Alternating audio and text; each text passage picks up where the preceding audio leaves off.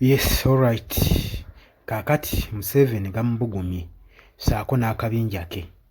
Si yekka, ne Kagame munywanyi we ow'e Rwanda bonna kati empale zitandise obbakankana.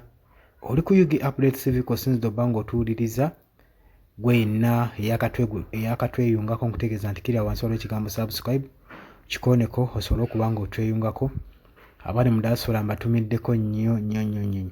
Kakati Donald Trump omukulembeze w'eggwanga erya America yasazeewo okusisinkana pulezidenti w'eggwanga eya Democratic Republic of Congo Felix Tshisekedi basobole okuba nga bawayaamu ku treaty ezigenda okukolebwa ez'ebyobugagga.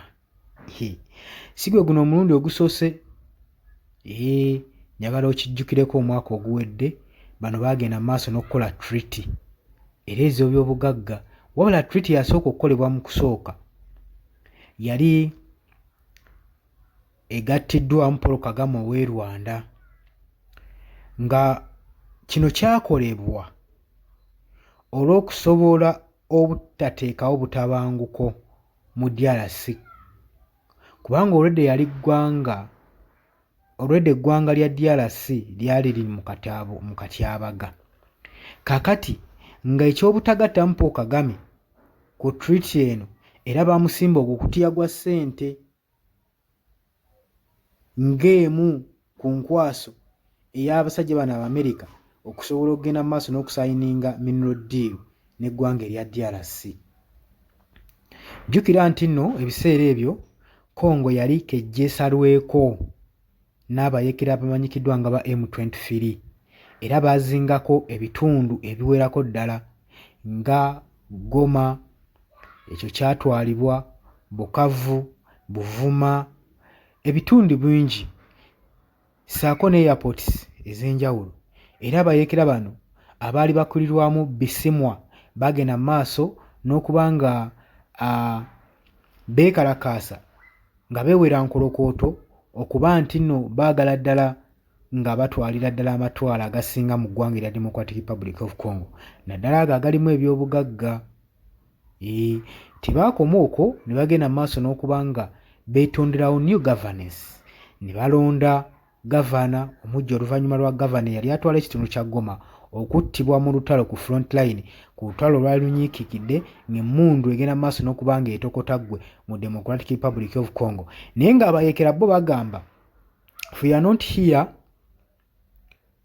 to make any government, tetuli wano okufuga era tetwagala ntebe, wabula tulwanirira ddembe lyaffe, tuli wano kulwanirira ddembe lyaffe, naffe twagala tutwalibwe nga bannansi ba Democratic Republic of Congo, era y'ensonga eyo lwaki tusazeewo okukwata emmundu. Era abayeekera bano bagenda mu maaso n'okulabula amagye ga Democratic Republic of Congo nti mmwe temugeza kwetantala kuyingirira lutalo luno kubanga mmwe mukolera musaala, kyokka ate ffe tulwanirira bulamu bwaffe na kubeerawo kwaffe, enjawulo eyawukana, ffe tuli so determined okuba emmundu. Kakati ogubadde gutyo ensonga eno n'erinnya enkandaggo. Jjukira okulwanagana kungi nnyo mu Democratic Republic of Congo. Ng'oggyeko abayeekera ba M23 tulinamu obubinja bungi obw'abayeekera nnyo mu bitundu bya Ituri province, Northern Kivu, eyo yonna yonna mu mineral sites mujjuddemu abalabe. Era mu Eastern Democratic Republic of Congo tukimanya bulungi nnyo Mwami Yoweri Kaguta Museveni abadde adeployingayo nnyo amagye aga UPDF ogenda okulaba nga fukasa abayeekera mbu aba ADF be balisa gavumenti ya Mwami Yoweri Kaguta Museveni ssaako ne DRC akakanja. Kakati ensonga nkubuulira ensonga eyali edeployingisaayo amagye gaffe aga UPDF wadde nga gattibwanga nga tegalina kye gafunayo.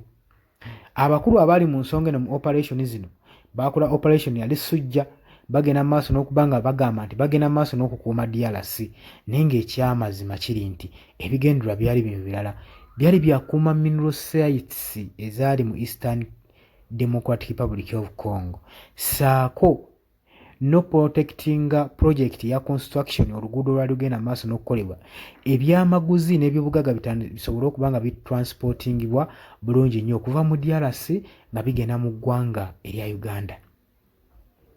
Ekyo bannansi abasinga tebakitegeera.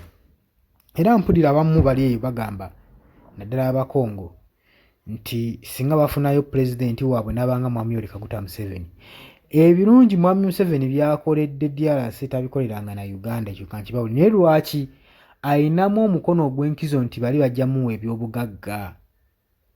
Era y'ensonga lwaki agenda maaso n'okuconstructinga enguudo zaabwe bya bugagga bino by'olaba. Kitegeeza ki? Mwami Yoweri Kaguta Museveni ne Paul Kagame ow'e Rwanda babadde basaale nnyo mu kwefuga ebyobugagga bya Democratic Republic of Congo.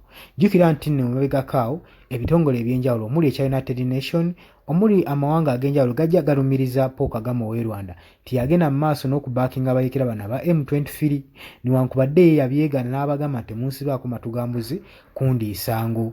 Kakati we baba nga si ye yali omu kuba facilitating olutalo lw'abayeekera bano aba M23, lwaki yakkiriza akasimbi akamuweebwa Donald Trump basobole okugenda mu maaso n'okukola mineral deal rich mu Democratic Republic of Congo? Kubanga Trump yakimanyi singa aba atakoze kino kintu ba diplomati ba investors bagendagenda maaso n'okuttibwa olw'entalo ezitaliimu, naye nga amawanga amalala nnyo agalinamu interest mu Democratic Republic of Congo.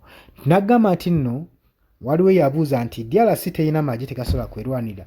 DRC si nnene era eyina amagye naye tigali experienced, tegamanyi nnyo obuvuyo, kwegamba gali weak. Babadde tebafokasinga nnyo ku military intelligence tactics kebajje batandike wano nga abayeekera ba M23 babasazeeko. Ate nga bano abasajja balina experience mu ntalo babadde tebalina ntalo amagye g'eggwanga erya Democratic Republic of Congo. Era y'ensonga lwaki olaba nti battiddwa nnyo, bakubiddwa nnyo, abasinga bali fiitinzi, abasinga bawanise ne badda ku sayidi y'abayeekera bagamba ng'oba ogoba musajja munno olekamu agakuzza. N'agamba owaayi state gyekirwanira ya gavumenti kyokka ate obulamu bwange kati ku byombi kannondeko kimu nadda eri obulamu. Muvuyo bungi ogubaddewo omuli ne yaliko pulezidenti w'eggwanga lya DRC okuvaayo ku ludda olw'opposition n'agamba akomyewo okununula ggwanga lyabwe era n'ayitira ku sayidi ey'abayeekera. Ekyo kyatiisa nnyo gavumenti ya Felix Tshisekedi saako ne Donald Trump. Mawanga mangi wano mu Africa agadde tegaagala Donald Trump agende mu maaso ne agreement, agadde tegaagala DRC kusayininga n'endagaano n'Amerika. Lwaki? Bakimanyi nti nno kabaka weddemu. Mwe muli Mwami Yoweri Kaguta Museveni tumuhabulwa, mwe muli ne Paul Kagame ow'e Rwanda.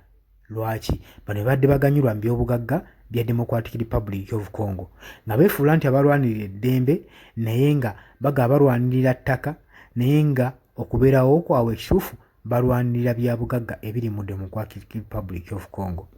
Kakati nno kaweddemu. Buli muvuyo gwonna ogubadde guteekebwa mu DRC jjukira entalo zigenda mu maaso naye nga abazivujjirira bali mawanga malala. Kati Trump kayingiddeyo embeera ng'egaze.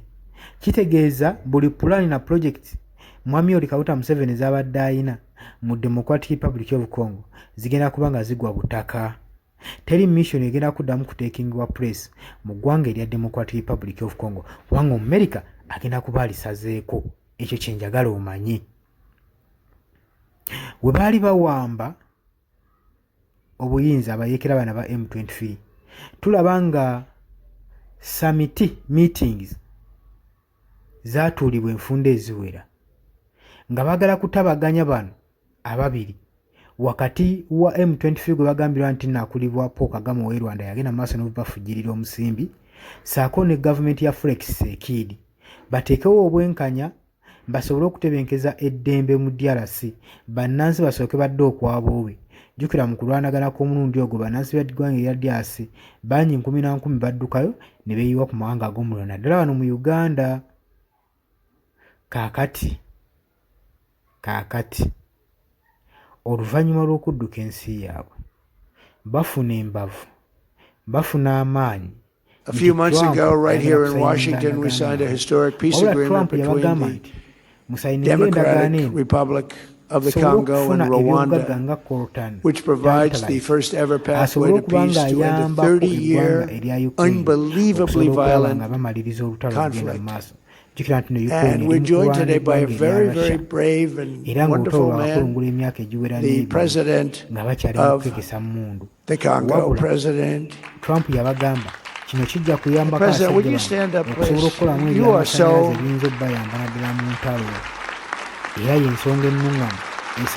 President, thank you.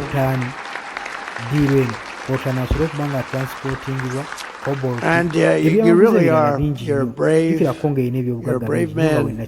I know what you've been through. I know that one very well. That was a hard one. That was many, many years. And it's working out okay. Nothing's easy. Every once in a while I have to call them both back, but it's working out okay. It's going to work out good. But you are brave, and we appreciate you being here. Great honor. Great honor. Good guy. Together, he and I have also signed the largest minerals deal in U.S.-Africa history. And, you know, Congo has magnificent land. It's incredible land, and he's doing very well with it. So we appreciate it. But we've signed the largest deal with some of our big companies, and they're going in. So thank you very much, Mr. President. And you call me for anything, right? Thank you. Yes. Nga bwe nkugambye nti Congo erina ebyobugagga bingi nnyo ddala. Kakati wano w'oyinza okumbuuliza ekibuuzo, kati mwami Yoweri Kaguta Museveni ne mutabani we Muhoozi Kainerugaba saako ne anko waabwe Paul Kagame bayingiriramu wa? Bino bibakosa bitya? Ngenda kubanga nkubuulira engeri gye bigenda obbakosaamu. Kuba kati tukimanyi bulungi nnyo ffenna nga tuzze ku bbali nti ekituufu abayeekera naba M23 waliwo omuntu abasapootinga nga mu bo omuntu oyo alimba n'abantu basatu, eza mwami Museveni, Muhoozi oba Paul Kagame. Gwe lwaki olowooza amagye ga UPDF gayinzibwa mu DRC lwaki tegasayininga ndagaano nti gagenda nabayambako eri mu Northern Kivu eyo omusiisidde abayeekera ba M23 ne basobola bafuggaza ne bakipayinga ebifo ne babiddiza DRC. Yo why mukyanga olutalo lutandika mu Eastern DRC amagye gaffe ne gayingirayo okugenda okulwana ndi wali owulidde nti omwaka guno gakumekereza olutalo era baaluwangudde. Kitegeeza ki? Ssente z'omubi w'omusolo zesigala zivunaanyizibwako zibonaabona mu kaseera kano. Kakati kino kyenjagadde weekube mu ttooki omanye ekituufu. Trump agenda kujja mu DRC naye agenda ateekawo envumba, agenda kubeera Ken era kijjamuwa enkizo okubanga asemberedde eggwanga erya Uganda. Jjukira Trump abadde yeeguya eggwanga erya Uganda kubanga lisemberedde DRC naye bamukkiriza ogenda mu maaso ne mineral deal eno.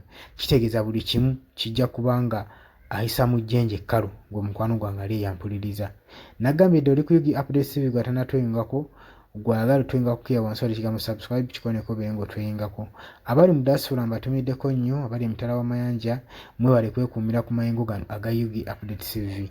Kakati omusajja asattira diiru eno yeeraliikiriza abayeekera singa Omumerika ayingiramu kitegeeza agenda sosayo byakulwanyisa amagye basobole okuba nga bakuuma ba diplomatic ne ba investors abagenda okuteeka omusimbi mu Democratic Republic of Congo osobola okulaba neggwanga erya America nga ligenda mu maaso n'okuba nga likakkalaba emirimu gyabyo gwe mukwano gwange ali yampuliriza. Mbaagala nnyo bannange, sinza kubasussaawo wano, mweraba.